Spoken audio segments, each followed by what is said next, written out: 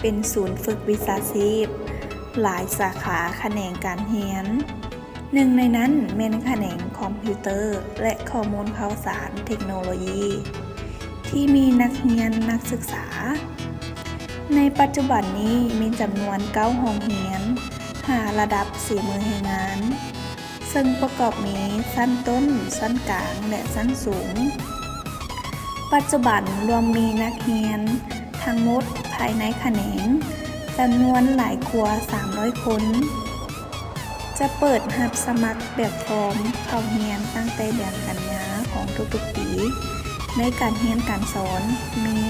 หลากหลายวิชาเฉพาะที่นักพัฒนาฝีมือวิชาชีพให้ความสนใจเช่นคอมพิวเตอร์ฮาร์ดแวร์เน็ตเวิร์กดาต้าเบสกราฟิกดีไซน์เทคโนโลยีวิดีโอเอดิติ้งโฟโตกราฟีสเก็ตอัพดีไซน์เว็บดีไซน์และหลากหลายวิชาการเรียนที่สามารถประกอบส่วนเข้าเป็นแรงงาน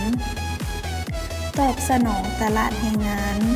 ทางภาครัฐและเอกชนอีกด้วย